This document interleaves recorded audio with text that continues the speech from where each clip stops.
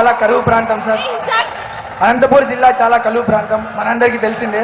అయితే మేము పీకే fans association కింద ఈ జిల్లాలో తిరిగి సర్వే చేశాము. పీకే ఫ్యాన్ అంటే Pavan Kalyan association of North America. దీని పరంగా మా కాలేజీలో ఒక ఫ్యాకల్టీ కూడా ఉంది. మేము ఈ జిల్లాలో తిరిగి సర్వే చేశాము. చాలా మంది రైతులు కూడా కరువు వల్ల ఆత్మహత్యలు చేసుకున్నారు. చాలా నిర్దలు కూడా వలస వెళ్తున్నారు. సార్ దీని మీద మీ అభిప్రాయం ఏంటి? అదే విధంగా ఈ జిల్లాలో ఏదైనా గ్రామాన్ని మీరు దత్తత తీసుకునే అభిప్రాయం మీకుందా?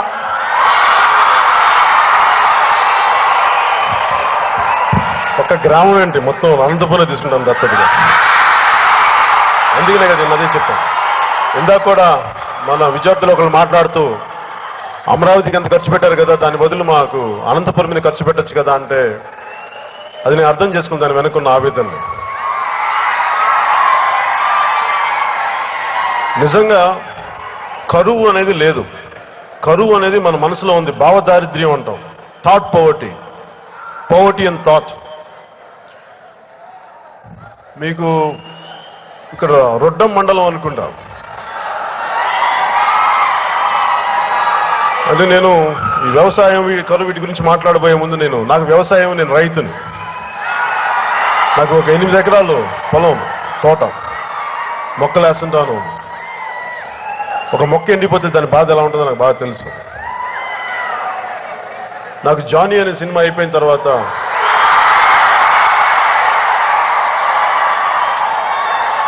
నాకేం చేయాలి నాకు అర్థం కాల. నాకు యాక్టర్గా ఉన్నప్పుడు నాకు ఆనందం కలగల.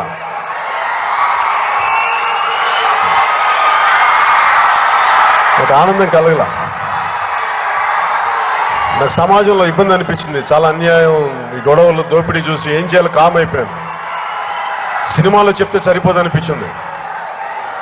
నాకు అంత జ్ఞానం లేదు, అంత ధైర్యం లేదు.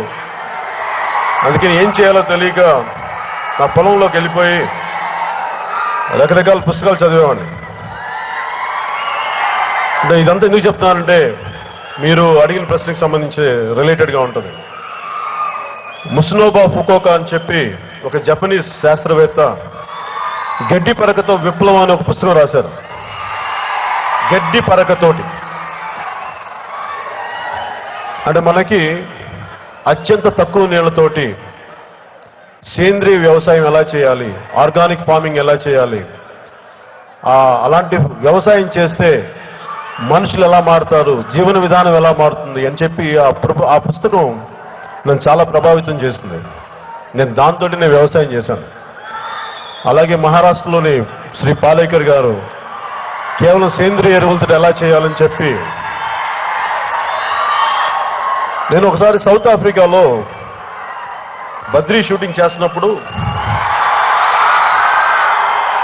అక్కడ లోకల్ వైట్స్ కొంతమంది ఆ ఫామ్ ఓనర్ ఒక ఆవిడ డ్రైవ్ చేస్తానని తీసుకెళ్తుంటే చిన్న పొద మీద కూడా కారు వెళ్లకుండా ఎక్కడైతే దారి ఉందో అటు నుంచి వెళ్ళారు. నేను అడిగాను ఆవిడ, ఎందుకు మీరు వెళ్ళట్లేదంటే ఇక్కడ విపరీతమైన పొడి వాతావరణం, ఇక్కడ ఉన్న చిన్న మొక్కను కూడా మేము కాపాడుకుంటాం, దాని మీదకి వెళ్ళడం మేము జాగ్రత్త పరుచుకుంటాం అని చెప్పి.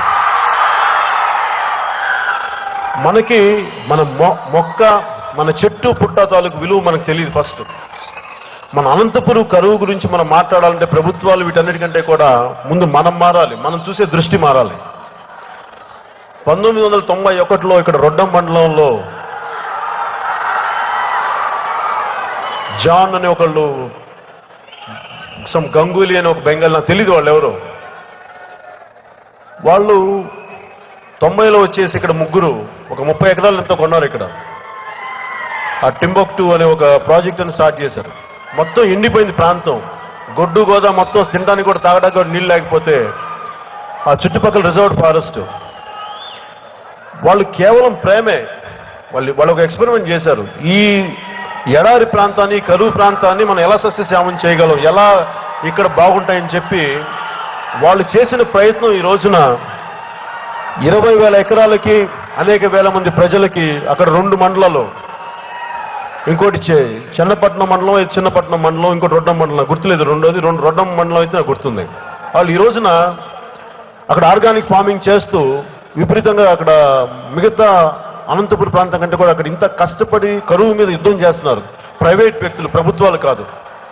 అలాంటిది ప్రభుత్వాలు మనకి ప్రకృతి అనుకూలంగా లేనప్పుడు ఆకాశంలో మనం వెళ్ళలేం. కానీ మన సైన్స్ అండ్ టెక్నాలజీ ఆకాశంలో ఎగిరేలా చేసింది.